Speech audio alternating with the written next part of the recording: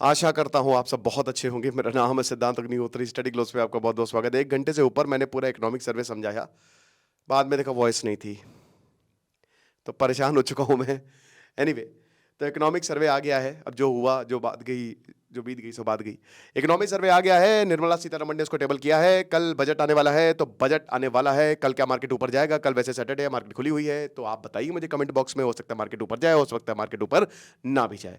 अगर खुशखबरी हुई मिडिल क्लास के लिए, कॉर्पोरेट सेक्टर के लिए, तो डेफिनेटली मार्केट ऊपर जाएगा। वो तो कल निर्मला ताई बताएंगी कि कितना बढ़िया बजट आने वाला है। फिलहाल अभी इकोनॉमिक सर्वे आ गया है, डिपार्टमेंट ऑफ इकोनॉमिक अफेयर्स इसको निकालता है। हमारे चीफ इकोनॉमिक एडवाइजर सी अनंत नागेश्वरन, वो इसको हेड करते हैं। 2 पार्ट में बेसिकली इकोनॉमिक सर्वे डिवाइड होता है। इकोनॉमिक सर्वे बताता क्या है कि आप सरकार ने पिछले साल कैसा किया और आगे सरकार क्या करने वाली है। आइडियाज देता है, बहुत कुछ होता है, सर्वे करता है, हमारी आर्थिक व्यवस्था कैसी है, मॉनेटरी पॉलिसी, फिस्कल पॉलिसी, जितने भी पॉलिसी है सब बता देता है। और सबसे बड़ी बात यह है कि 2 पार्ट में होता है ये। Part A, part B. Part A में मैक्रो इकोनॉमिक बड़ी चीजों के बारे में बताते हैं, फिस्कल पॉलिसी के बारे में बताता है। पार्ट बी सोशल इश्यूज होते हैं, climate, poverty, women empowerment, education, इन सब चीजों के बारे में होता है। तो इस बार का इकोनॉमिक सर्वे बढ़िया लगा मुझे। तो हम पॉइंट्स डिस्कस करते हैं, डिटेल डिस्कशन। अभी जब मैं पूरा पढ़ लूंगा, तो मैंने पूरा पढ़ ही लिया है, ठीक है, सरसरी निगाहों से देख ही लिया है, लेकिन और पर्टिकुलर टॉपिक्स पे मैं लेक्चर बनाऊंगा इकोनॉमिक सर्वे के। फिलहाल कल बजट पे मैं जबरदस्त लेक्चर्स बनाने वाला हूं। और 13 चैप्टर्स है इकोनॉमिक सर्वे। शुरू करते हैं। मैं इस समय सरकार की ही वेबसाइट पे हूं। तो भाई 13 चैप्टर है। तो पहला चैप्टर कहता है स्टेट ऑफ द इकोनॉमी। एक चीज बस बोलना चाहूंगा, सबसे पहली बात यह है भाई, हमारी आज सेल खत्म हो रही है, सो सारे कोर्सेज पे 30% ऑफ है। लर्निंग कूपन कोड यूज करिए, ठीक है ना। तो आज 12 बजे सेल खत्म हो जाएगी। तो भाई सबसे पहला जो चैप्टर है वो है हमारी स्टेट ऑफ द इकोनॉमी, ठीक है ना। अब ये बताता है कि आपकी इकोनॉमी कैसी रही, 1 साल में हमारी इकोनॉमी ने कितने झंडे गाड़े, उन सब के बारे में बताता है। दूसरा चैप्टर है monetary and financial sector development. अब आपको पता ही है कि देश को चलाने के लिए एक तो मॉनेटरी पॉलिसी होती है जो आरबीआई बनाती है, फिस्कल पॉलिसी होती है जो कि सरकार बनाती है। तो इसके बारे में बताया गया है, सरकार ने अपनी उपलब्धियों के बारे में बताया है। तीसरा सेक्टर है बाहर से एक्सटर्नल जो भी एफपीआई हो गया, एक्सपोर्ट इंपोर्ट, उन सब के बारे में बताया है, एफडीआई के बारे में बताया है। चौथा चैप्टर है प्राइसेस एंड इन्फ्लेशन। देखिए वैसे तो इकोनॉमिक सर्वे बोला सब चंगा सी, सब ठीक ही है, फूड इन्फ्लेशन कंट्रोल में है, ये इन्फ्लेशन बात करेंगे इसकी, ठीक है, इसके बारे में। पांचवा बताया है मीडियम टर्म आउटलुक, डीरेगुलेशन। यहां एक बहुत बड़ी बात बोली है और काफी, देखिए कुछ तो काफी ब्लंट रहा, एकदम सीधा रहा इकोनॉमिक सर्वे कि भाई ये है, करना है करो, और ये करने की बहुत ज्यादा जरूरत है। इकोनॉमिक सर्वे भी ये कहता है कि मेरा भाई जॉब लेके आओ और डीरेगुलेशन करो, रिफॉर्म्स करो, मिडिल क्लास मरता जा रहा है। उसके बाद अगला चैप्टर है इन्वेस्टमेंट एंड इंफ्रास्ट्रक्चर। तो अब यहां पे इन्वेस्टमेंट और इंफ्रास्ट्रक्चर की बात हुई है, विकसित भारत की बात हुई है, 2047 तक भारत कैसा रहेगा, क्या करना पड़ेगा, वो बात हुई है। फिर उसके बाद अगला चैप्टर है industry, all about business reform. तो बिजनेस को आगे बढ़ाने के लिए क्या करना पड़ेगा। Then services. अब आपको पता है ना कि इकोनॉमी के 3 पहलू होते हैं। सबसे प्राइमरी सेक्टर इकोनॉमी का होता है एग्रीकल्चर, तो एग्रीकल्चर के बारे में इसके बाद, ठीक है, एक पूरा का पूरा चैप्टर एग्रीकल्चर और फूड मैनेजमेंट पे है। दूसरा होता है मैन्युफैक्चरिंग, तो इंडस्ट्री के बारे में सब कुछ बताया है। और तीसरा होता है सर्विसेज, तो सर्विसेज। ये तीनों चैप्टर जो है एक लाइन से 9, 10, 11, 8, 9, 10। उसके बाद है क्लाइमेट एंड एनवायरमेंट, ठीक है ना। तो ये 9वां चैप्टर है। 10वां चैप्टर है, तो क्लाइमेट और एनवायरमेंट के बारे में बताया है, एडाप्टेशन मैटर्स। देन उसके बाद सोशल सेक्टर्स की बात की गई है। फिर उसके बाद एम्प्लॉयमेंट एंड स्किल डेवलपमेंट की बात की गई। और आखिरी चैप्टर जो है वो है labour in the AI era. AI era के बारे में, आर्टिफिशियल इंटेलिजेंस के बारे में बहुत बातें की गई हैं। तो चलिए शुरू करते हैं। तो सबसे पहले यहां पे ये बोला है कि भाई एक्सेसिव फाइनेंशियलाइजेशन जो है, इकोनॉमिक सर्वे ये कहता है कि वो बहुत बड़ी प्रॉब्लम क्रिएट कर सकता है इंडिया के लिए, स्पेशली मिडिल सेक्टर के लिए।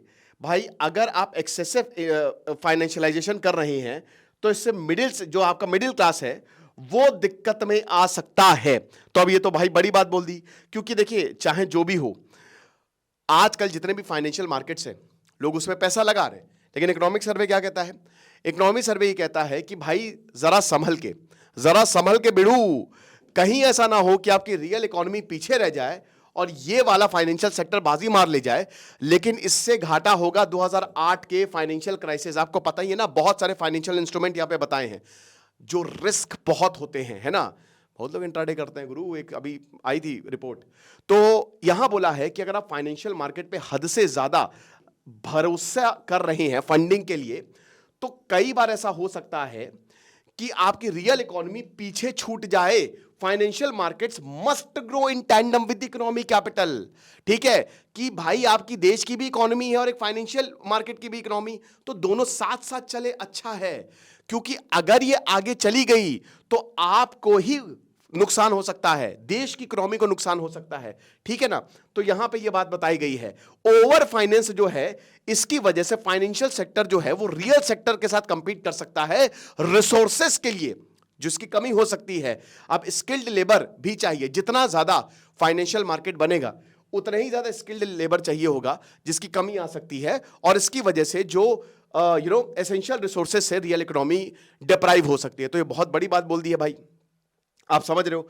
उसके बाद फिर आगे यहां पे और कहा जाता है, और यहां पे इकोनॉमिक सर्वे कहता है कि देखिए फाइनेंशियल इंजीनियरिंग जो है वो काफी कॉम्प्लेक्स प्रोडक्ट क्रिएट करता है। अब हम सबको पता है 2008 का भी जो अमेरिकन फाइनेंशियल क्राइसिस, उसमें मैंने पूरा लेक्चर लिया था। हम सबको पता है कि 2008 में क्या हुआ था, भारत बच गया था। ठीक है, खैर भारत हमेशा ही बच जाएगा, लेकिन बहुत सारे देश बैंकरप्ट हो गए थे। अमेरिका में सब प्राइम क्राइसिस जिसको बोला जाता है, नए नए इंस्ट्रूमेंट निकाल दिए थे उन्होंने, नए नए फाइनेंशियल प्रोडक्ट निकाल दिए गए थे, सबको ढूंढ डाला। पहले अमीरों को पकड़ा कि ले बेटा ले, ये पेपर है, मकान खरीद ले, लोन हम दे रहे हैं। खत्म हो गया, बबल बस्ट हो गया। उसके बाद सेकंड सेक्टर को ढूंढा, फिर उसके बाद सबसे निचले वालों को भी ढूंढ डाला, है ना। और आखिरी में क्या हुआ, वो बबल बस्ट हुआ और पूरी अमेरिका की इकोनॉमी जो है वो तबाह हो गई, खत्म हो गई थी 2008 में। कोई और देश होता ना वो उठ नहीं पाता। ठीक है ना, तो नया ही प्रोडक्ट तो लाए थे, वो पेपर बना बना के छापे, पैसा लो पेपर दो रिटर्न आपको मिलेगा, कुछ नहीं मिला। हाउसिंग सेक्टर कोलैप्स हो गया, किसी ने घर खरीदा ही नहीं, और घर खरीद रहे तो लोन नहीं चुका पा रहे। आप समझ रहे हो। तो 2008 में ऐसे ही प्रोडक्ट जो है, ये बहुत बड़ी फाइनेंशियल क्राइसिस जो है वो लेके आते हैं। साथ ही साथ यहां पे बोला है कि इनोवेशन एक अच्छी बात है, बट जरूरी नहीं है कि इनोवेशन जो है वो रियल इकोनॉमी में वैल्यू ऐड करे। ठीक है ना। फिर उसके बाद बोला है कि जो रैपिड फाइनेंशियल सेक्टर ग्रोथ है वो हाई कोलेट्रल को फेवर करती है, लेकिन प्रोडक्टिविटी जो है उसमें कम रहती है। जैसे कंस्ट्रक्शन को आप देखो, ठीक है, आप देखिए इसमें क्या होता है कि अल्टीमेटली यू नीड प्रोडक्टिविटी। किसी भी इकोनॉमी को आगे बढ़ने के लिए प्रोडक्टिविटी जरूरत है। लेकिन अगर जैसे मान लीजिए कोई बड़ा प्रोजेक्ट है, एग्जांपल के तौर पे कि आप मेरे पास आ रहे हो, ठीक है, आप मेरे पास पैसे लेने आ रहे हो, तो मैं बोलूंगा ओके मुझे क्या गिरवी रख रहे हो मेरे पास, मैं पैसे दे दूंगा। अब आपने बोला कि सर मेरे पास गिरवी रखने के लिए कुछ नहीं है। मैंने कहा कि भाई ये पेन जो है ना, ये पेन ये 1 करोड़ का पेन है 10 रुपए का, 1 करोड़ का पेन है। अब ये पेन अगर तुम मार्केट में बेचोगे कमाल हो जाएगा, तो कुछ तो दो मुझे। प्रोडक्टिविटी कुछ नहीं है, कोलेट्रल भयानक है। आप समझ रहे हो। तो कई बार ये दिक्कत कर सकता है, कंस्ट्रक्शन सेक्टर में यही हो रहा है। तो यहां पे इकोनॉमिक सर्वे जो है वही बोलता है कि हद से ज्यादा फाइनेंशियलाइजेशन जो है, एक्सेसिव फाइनेंशियलाइजेशन जो है वो देश के खिलाफ जा सकता है। और कहीं ना कहीं जहां पे भी एक्सेसिव फाइनेंशियलाइजेशन हुआ है, फाइनेंशियल मार्केट स्टॉक हो गए, बहुत सारे शेयर हो गए, बॉन्ड हो गए, इतनी सारी, जहां पे नए नए, अब तो नए नए प्रोडक्ट आने लगे हैं भाई। देखिए मेन पर्पस क्या है, पैसा उठाना, मेन पर्पस पैसा उठाना है। बॉन्ड क्या होता है, पेपर ही तो होता है। तुम 100 रुपए दो, कल आके 110 रुपए ले लेना, मतलब 1 साल 2 साल जब भी वो अलग अलग बॉन्ड का होता है। सरकार भी निकालते हैं, प्राइवेट भी निकालते हैं, है कि नहीं। शेयर भी यही होता है कि आप शेयर खरीदते हो रिटर्न के लिए खरीदते हो ना, तो इधर पैसा लगाया, इधर रामपुरी घुसेड़ो भेलपुरी निकालो समझ रहे हो। तो इधर पैसा दिया तुमने और उधर से तुमने रिटर्न लिया, राइट। अब इसके लिए बहुत सारे पेपर जो है वो बना दिए जाता है, नए नए प्रोडक्ट बना दिए जाते हैं, ठीक है ना। तो इसीलिए ये होता है एक्सेसिव फाइनेंशियलाइजेशन। अभी कोई भी कर सकता है, कोई भी कर सकता है, ठीक। तो सरकार के लिए प्रॉब्लम क्रिएट कर सकता है, देश के लिए प्रॉब्लम क्रिएट कर सकता है। क्योंकि जब होता क्या है कि यहां पे होड़ मचती है ना, तो घपलेबाजी होती है, ठीक है, फर्जी के प्रोडक्ट बनाए जाते हैं। भाई 2008 में बड़े बड़े जो मतलब समझिए कि MIT से पढ़े हुए, ठीक है ना, एक से एक बिजनेस, हार्वर्ड बिजनेस स्कूल से पढ़े सब शामिल थे। जब इकोनॉमी डूबी, जो बबल फटा ना, ये सब शामिल थे। फालतू एकदम बेकार से इन्होंने प्रोडक्ट बना के मतलब उसको ऐसा मार्केट करके बेचा कि सब नपे, पूरा देश। भाई आइसलैंड, ग्रीस तो पूरा बैंकरप्ट हो गया था। तो यही बताया है कि भाई एक्सेसिव इससे बचे वरना प्रॉब्लम हो जाएगी। तो एक वेल फंक्शनिंग, क्योंकि देखिए बैंक का, जैसे अभी मैंने एक लेक्चर लिया था कि माइक्रो फाइनेंस सेक्टर हमारे खतरे में। माइक्रो फाइनेंस सेक्टर, उसका भी डिस्क्रिप्शन में मैं लिंक दे दूंगा कि जिस तरीके से उसको काम करना चाहिए वो काम कर ही नहीं रहा है। वो पॉवर्टी को खत्म करने आता है, लेकिन वो प्रॉफिट कमा रहा है और लोन डिफॉल्ट होते जा रहे हैं, लोन ले रहे हैं, लोग चुका नहीं रहे। तो फाइनेंशियल सेक्टर कौन देखेगा, बैंक्स देखेंगे। तो बैंक के साथ अच्छे फाइनेंशियल सिस्टम अगर रहेगा तो बहुत बढ़िया होगा। फिर उसके बाद अगली बात है यहां पे ग्रोथ की। अब देखिए भारत का जो ग्रोथ है यार देखो, मैंने रघुराम राजन का एक इंटरव्यू पे लेक्चर लिया था। तो रघुराम राजन ने एक बात बताई थी कि 8 से 9% आपको ग्रो करना पड़ेगा, जो कि इम्पॉसिबल है अभी, तो बहुत ही, it is next to impossible. तो जहां पिछली बार लगभग 6.5% के आसपास ग्रोथ रेट थी, अभी कम होगी, 6.4% मान के चलिए। तो यहां पे ग्रोथ रेट जो है वो 6.3% से लेकर 6.8% तक next financial year economic survey बताता है कि भाई यही है। और डोमेस्टिक ग्रोथ इंपॉर्टेंट होगी, ठीक है भाई, ये तो है, जाहिर सी बात है। तो डोमेस्टिक पे ही आपको फोकस करना है। साथ ही साथ दो बहुत इंपॉर्टेंट चीज बोली है भाई, डीरेगुलेशन। डीरेगुलेशन, आज आप म्युनिसिपैलिटीज को डिसेंट्रलाइज करो।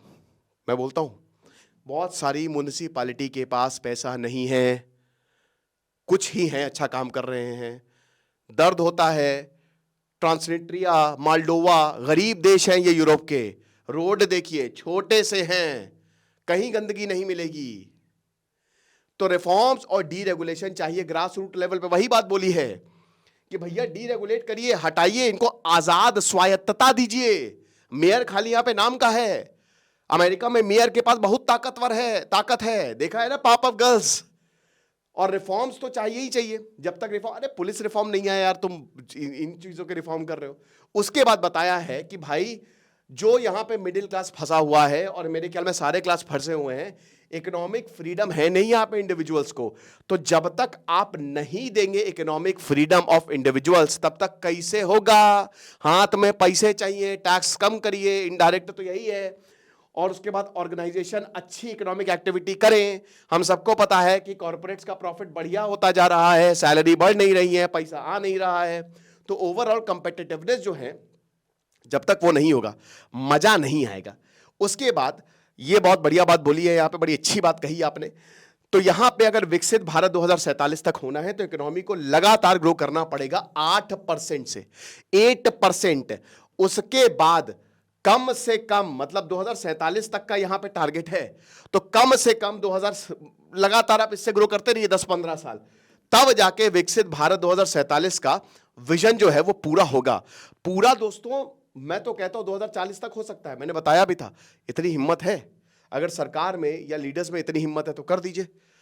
बहुत सारे out of the box thinking करनी पड़ेगी, साथ ही साथ हर किसी को सेम पेज पे लाना पड़ेगा। फिर उसके बाद ग्रोथ के लिए और बहुत और इंपॉर्टेंट बातें बोली हैं जो मैं आपको बताना चाहूंगा। यहां पे बताया है कि इन्वेस्टमेंट जो है उसको 35% तक बढ़ना पड़ेगा, अभी सिर्फ और सिर्फ 31% है। उसके बाद जॉब की बात बोली है, एआई खा जाएगा छोटी जॉब, आर्टिफिशियल इंटेलिजेंस खा जाएगा। एआई एआई हो रहा है, डीप सीक कितनी बात हो रही है, पूछिए दलाई लामा से जरा डीप सीक के बारे में, पूछिए जरा अरुणाचल प्रदेश के बारे में, विनीता पू के बारे में पूछिए, तब आपको पता चलेगा कि डीप सीक आखिरकार कहां डीप कर रहा है, वो कहां सीक कर रहा है। ठीक है ना, तो ये चीज है। फिर यहां पे बोला है कि लगभग 78.5 लाख नए नॉन फार्म जॉब्स की जरूरत है। हर साल आपको इतनी जॉब्स निकालनी पड़ेंगी 2030 तक। आप समझ रहे हो, ग्रोथ की यहां पे बात हो रही है गुरु। तो भाई नॉन फार्म मतलब क्या, भारत में 60% के करीब डायरेक्टली और इनडायरेक्टली किसान हैं, किसानी में हैं। 18% आउटपुट है मात्र। चाइना अमेरिका ने यहां किसान से सब लोगों को निकाल, सब नहीं लेकिन वहां बैलेंस्ड है। चाइना अमेरिका ने यहां किसानों को निकाला और अपने कंस्ट्रक्शन सेक्टर में डाला, सर्विस सेक्टर में डाला, मैन्युफैक्चरिंग सेक्टर में डाला। हमने क्या किया है, कुछ नहीं, हम वहीं फंसे हुए हैं और इसमें सीधा सीधा सरकारें जिम्मेदार है। तो यहां पे बोला है कि भाई नॉन फार्म जॉब्स लेके आइए, फार्म बहुत हो गया, नॉन फार्म जॉब्स इतनी आप अगर है तो लाइए हर साल, और वो भी अगले, अब इतनी जॉब निकलेंगी देखते हैं। उसके लिए आपको रिफॉर्म करना पड़ेगा, वही पिछला वाला डीरेगुलेशन करना पड़ेगा। ठीक है, जब तक आप कंपनीज को सपोर्ट नहीं करेंगे कुछ नहीं, हर चीज पे तो टैक्स है। घूम फिर के बात वहीं आ जाती है गुरु। 100% लिटरेसी के लिए यहां पे बोला है कि आपको इतनी जॉब चाहिए, तब जाके 100% जो है वो लिटरेसी आएगी। तो अभी तो 6.4% तक, करंट इकोनॉमी अभी 6.4% पे बढ़ेगी। बहुत ही खराब नंबर है दोस्तों, बहुत अच्छा नंबर नहीं है।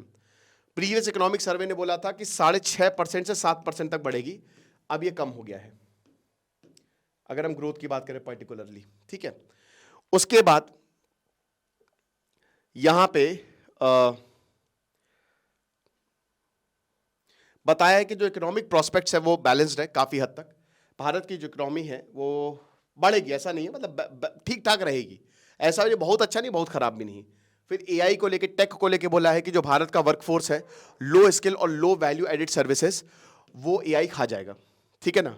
यानी कि एक तरीके से जो निचले लेवल पे लोग काम कर रहे हैं, ठीक है, बहुत लोग फैक्ट्रीज में काम करते होंगे, बहुत लोग क्लर्क होंगे, खा जाएगा वो जॉब खा जाएगा एआई। इकोनॉमी सर्वे ने बोला है कि रॉबस्ट इंस्टीट्यूशंस बनाइए, ठीक है ना, तगड़े इंस्टीट्यूशंस बनाइए जहां पे मशीन लर्निंग, एआई, वो सब सिखाया जा सके। कुछ नहीं, नथिंग इज देयर। यहां पे ये बोला है कि एआई जो है, एआई का जो इंपैक्ट है वो पूरी दुनिया में महसूस किया जाएगा। भारत की बात करें तो भारत का साइज और जो लो पर कैपिटा इनकम है, उस हिसाब से एआई भारत को बहुत मुश्किल में डाल सकता है। फिर स्टीवर्डिंग इंस्टीट्यूशंस की बात की, ये क्या होता है, जो सुपरवाइज करते हैं, ठीक है ना, जो दे टेक केयर, कोई पर्टिकुलर प्रॉब्लम है, जैसे एआई पे है तो एआई को ही पढ़ाएंगे ये, तो स्टीवर्डिंग इंस्टीट्यूशंस की बात की है, जिसको हम यूज कर सकते हैं और जो अपॉर्चुनिटी भी दे सकते हैं, ठीक है ना। तो एक तरीके से एआई को लेकर भारत को तैयार रहना है, क्योंकि और इसमें फिर वही डेवलपमेंट, ऐसे इंस्टीट्यूशंस बनाइए जो एआई सिखाएं, जो मशीन लर्निंग सिखाएं, स्पेशली इस पे फोकस करना चाहिए, क्योंकि जो नेक्स्ट इंडस्ट्रियल रेवोल्यूशन है वो एआई को लेके होगा। ओके, तो वही चीज है। तो इसमें बताया है कि फ्यूचर रोड मैप में इंडस्ट्रीज साथ में आए। देखिए, एकेडमिक्स का काम होता है, इंडस्ट्री एकेडमिया पार्टनरशिप की बात की है, मतलब आप लाइए प्रोफेसर्स को, बड़े बड़े लोगों को जो एआई मशीन लर्निंग में एक्सपर्ट है, वो आपको बताएंगे। इंडस्ट्री का काम पैसे देना है, ठीक है ना, वो उसमें पैसे लगाएंगी। फंड्स की कमी तो है नहीं, पैसे बहुत सारे हैं, इतने अमीर लोग हैं भारत में, पैसे लगाने को तैयार है एआई एमएल, क्योंकि हर किसी को फायदा होने वाला है। तो फ्यूचर में इंडस्ट्री एकेडमी की पार्टनरशिप, और उसके बाद लगातार आपको स्किल डेवलपमेंट करना पड़ेगा। स्किल बात तो सुन रहे, लेकिन होगा कैसे डेवलप? बहुत सारे कोर्सेज निकाले जा सकते हैं, छोटे छोटे इंस्टीट्यूशंस हो सकते हैं, कुछ पर्टिकुलर इंस्टीट्यूट्स को, वही जैसे स्टीवार्डिंग इंस्टीट्यूशंस का कंसेप्ट यहाँ पे बताया गया है। और जो कॉलेजेस हैं, ठीक है ना, इट्स नॉट कि सिर्फ आईआईटी या बाकी हर जगह भी, एक्चुअली क्या होता है ना कि क्वालिटी मैटर्स। भारत में क्वालिटी ऑफ एजुकेशन अनफॉर्चुनेटली नहीं है भारत में। चाइना में है, चाइना में बहुत जबरदस्त तरीके से, और जब तक हम एजुकेशन में इन्वेस्ट नहीं करेंगे कुछ होगा नहीं। तो यही स्ट्रैटेजिक इंटरवेंशन की बात की है, ठीक है। तो ये 3 इंपॉर्टेंट हाइलाइट्स। अब उसके बाद हम थोड़ा सा देख लेते हैं कि और क्या क्या पॉइंट्स हैं, राइट। तो सारे सेक्टर्स जो हैं they will contribute to growth. ये भी बताया कि एग्रीकल्चर सेक्टर जो है दैट विल रिमेन स्ट्रांग। जो हमारा प्राइमरी सेक्टर है, भारत कभी बर्बाद नहीं होगा। क्यों नहीं होगा? क्योंकि भारत के पास खेती है, एक अनऑर्गेनाइज सेक्टर है भारत के पास जो हमेशा काम करता है। और होता क्या है ना कि जब आपका अनऑर्गेनाइज सेक्टर काम करता है और आपकी पॉपुलेशन भी बढ़िया है, तो काम चली जाता है।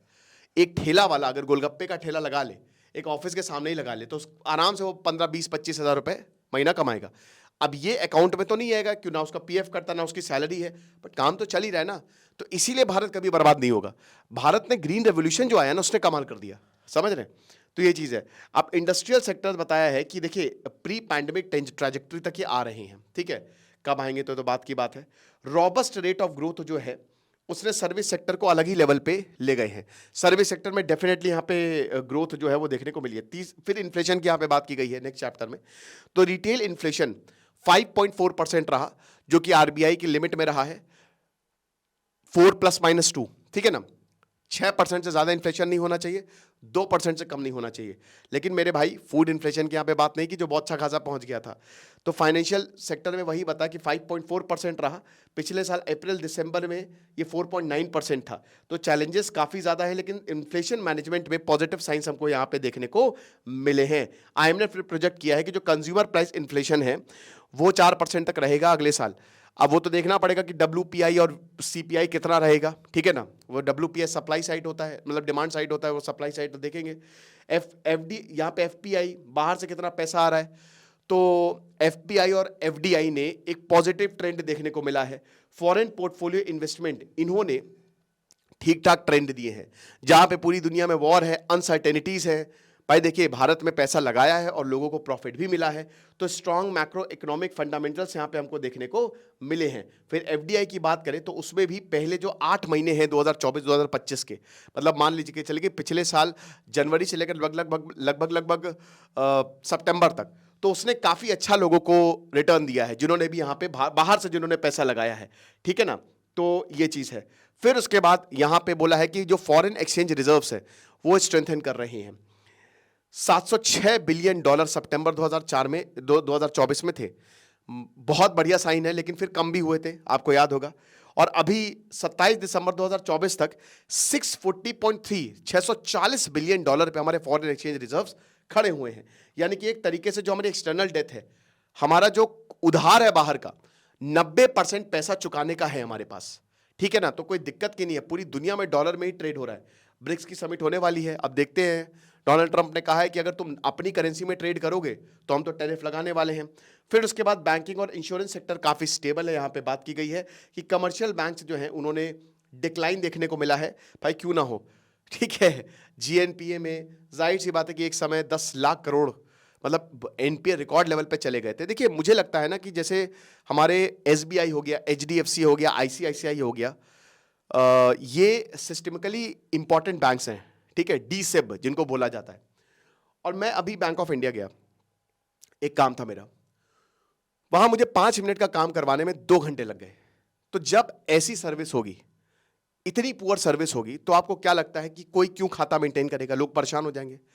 मेरा एक्सेस में बहुत अच्छा एक्सपीरियंस रहता है, जो एक्सिस बैंक है, बहुत ही शानदार एक्सपीरियंस रहता है, घर पे आ जाते हैं वो लोग। तो कहीं ना कहीं हमको, क्योंकि banking they are launch pads, आप समझ रहे हो, वो लॉन्च पैड है, हर चीज बैंक करेगा। और अगर बैंकिंग सेक्टर इतना कमजोर होगा, सरकारी जॉब मिल गई, मेरे ख्याल में कि स्क्रूटनी बैठानी चाहिए। Best of the best talent आ रहा है मेरे भाई। पीओ के एग्जाम इतने टफ हो गए हैं, कैट लेवल के एग्जाम पूछ रहे हो, तब भी एक टैलेंटेड बच्चा उसको क्लियर नहीं कर पा रहा है। इतना टैलेंट बच्चा आ रहा है, इतना टैलेंटेड, और उसके बावजूद बैंकों की ऐसी हालत, ये चिंताजनक है। कहीं ना कहीं एक माइंडसेट रहता है ना कि सरकारी जॉब आ गई तो क्या ही अकाउंटेबिलिटी खत्म हो जाती है। वो अकाउंटेबिलिटी सरकार को वापस लानी है, समझ रहे हो। एक तो सब जगह ये लिखा है कि भाई टैक्स पेयर का पैसा है तो ज़्यादा ध्यान से, राइट। तो कमर्शियल जो जीएनपी है, ग्रॉस नॉन परफॉर्मिंग एसेट में, इनमें डिक्लाइन देखने को मिला है, बताया जा रहा है। और ये 2.6%, ठीक है ना। 2018 में ये बहुत हाई थे और अभी ये लगभग 2.6% पे खड़े हुए हैं। फिर उसके बाद क्रेडिट जीडीपी गैप, ये भी 0.3% तक कम हो गया है, ठीक है ना, कि कितना पैसा आ रहा है और कितना पैसा जा रहा है, ठीक है, आने का ही बेसिकली यहाँ पे है। फिर उसके बाद इंश्योरेंस प्रीमियम जो है वो भी 7.7% से ग्रो, यानी कि ज्यादातर लोग इंश्योरेंस करवा रहे हैं, इंश्योरेंस सर्विसेज ले रहे हैं। भारत में अनफॉर्चुनेटली हेल्थ इंश्योरेंस या बहुत सारे इंश्योरेंस नहीं लिए जाते हैं, और मैं आपको यही बोलूंगा कि हेल्थ इंश्योरेंस जरूर ले ले मेरे भाई। कुछ भी प्रॉब्लम होगी वो इंश्योरेंस कवर कर लेगा, ज्यादा महंगा नहीं आता है। साल का आपको 3-4-5 हज़ार रुपए देना है, 3-4 लाख का आप कवर हो जाएंगे, लेकिन वो आपकी बहुत मदद करेगा जब आप बीमार पड़ेंगे। आपके घर में कोई भी बीमार पड़ेगा ना पड़े, लेकिन हेल्थ इंश्योरेंस ले ले, क्योंकि आने वाला समय, और जो समय चल रहा है, ये बीमारियां लेके आने वाला है। उसके बाद बताया है कि लगभग 11,02,000 मतलब 11 लाख करोड़ के आसपास इतनी वैल्यूएशन चली गई, मतलब जो प्रीमियम्स की। और total number of pension subscriber हैं वो 16% ईयर ऑन ईयर बेसिस पे ग्रो किए हैं। फिर बताया है कि एक्सपोर्ट्स भारत के ग्रो कर रहे हैं। जो टोटल एक्सपोर्ट्स है उनमें स्टडी ग्रोथ हमको देखने को मिली है, लगभग $602 बिलियन, 6% हमने एक्सपोर्ट बाहर बेचा है सामान। अब देखिए, इकोनॉमी सर्वे है, याद रखिए कि ये सटल तरीके से बुराई करेंगे। हमारा चाइना के साथ $100 बिलियन से ऊपर का डेफिसिट है, हम सबको पता है। देशों के साथ हमारा डेफिसिट है, तगड़ा कर्ज है हमारे ऊपर। तो एक तरीके से एक्सपोर्ट 6% से बढ़ना ये कोई बहुत उपलब्धि नहीं है, लेकिन चलो अच्छी बात है, ग्रोथ हो रही है, कुछ भी पॉजिटिव हमको उसको सराहना चाहिए। सर्विस और गुड एक्सपोर्ट, हमेशा ही हम सर्विसेज में कमाल करते हैं, तो उसमें अच्छी बात बताई है। पेट्रोलियम और जेम्स को हटा दे तो इट वॉज 10.4%, जो सर्विस और गुड्स एक्सपोर्ट्स की बात हुई है। टोटल इंपोर्ट जो है 682 है ना, तो जहां पे टोटल एक्सपोर्ट आपका सिर्फ 602 बिलियन, सिर्फ तो नहीं था, $602 बिलियन, वहीं $80 बिलियन ज्यादा जो हमने बाहर से मंगाया, 682, $682.6 बिलियन जो है, तो उसमें भी हमको ग्रोथ 6.9% की देखने को मिली है। पर ठीक है, चलो। फिर एमएसएमई क्रेडिट ग्रोथ की बात की गई है। भाई देखिए, इकोनॉमी कौन चलाता है? आपके medium small enterprises, large enterprises तो ठीक है, लेकिन मीडियम स्मॉल बहुत इंपॉर्टेंट होता है, माइक्रो, ये छोटे छोटे बिजनेस होते हैं और इनको पैसा देना बहुत ज्यादा जरूरी है। तो पैसे वाइज बता रहे हैं कि जो एग्रीकल्चर क्रेडिट है वो 29 नवंबर 2024 तक इट वॉज 5.1% की ग्रोथ यहां पे हमको देखने को मिली, यानी कि एग्रीकल्चर को सेक्टर को पैसा दिया गया है। फिर बताया है कि इंडस्ट्रियल क्रेडिट भी ऊपर गई है और वो 4.4%, यानी कि लगभग 4.4% ज्यादा पैसा जो है इंडस्ट्रीज को भी दिया गया है, जो कि पिछले साल 3.2% थी। तो जो bank credit to micro small and medium enterprises है वो बढ़ा है, यानी कि एमएसएमई को पैसा ज्यादा मिल रहा है, बट पैसा आ रहा है। मैं वही बता रहा हूं, माइक्रो फाइनेंस सेक्टर भी भाई बहुत मनमर्जी उनका प्रॉफिट बढ़ रहा है। माइक्रो फाइनेंस सेक्टर 25% तक इंटरेस्ट चार्ज कर रहे हैं, आपको पता है। लेकिन जो पैसा दिया जा रहा है वो आ रहा है कि नहीं, डिफॉल्ट कर रहे हैं, बहुत सारे लोन वापस नहीं कर पा रहे हैं। ये भी लिखना चाहिए था मेरे हिसाब से। तो नवंबर 2024 जो credit to MSME registered year on year growth है वो 13% है, ठीक है ना, जो कि अच्छी बात है, वेरी गुड।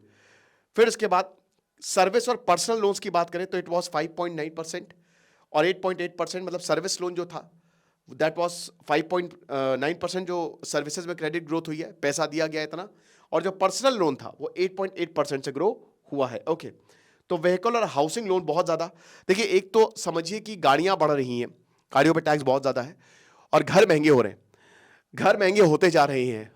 जिनको जो आपको जेन्युइन बायर्स दिखेंगे, अनफॉर्चुनेटली उनको घर मिल ही नहीं रहे। एक जेन्युइन बायर जो 80-90 लाख तक का वो लोन पे ही लेगा, ठीक है, सभी लोन पे लेते हैं घर, 100 में से 99 लोग लोन पे ही लेंगे, तो इतना घर लेगा। लेकिन वो जब मार्केट में निकलता है तो इन्फ्लेटेड प्राइस उसको देखने को मिलते हैं। बहुत सारी ऐसी लोकेलिटीज हैं जहां पे प्राइस बिना बात के बढ़ाए गए हैं, बिना बात के ज्यादा है, आर्टिफिशियल डिमांड क्रिएट करवाई गई है अनफॉर्चुनेटली।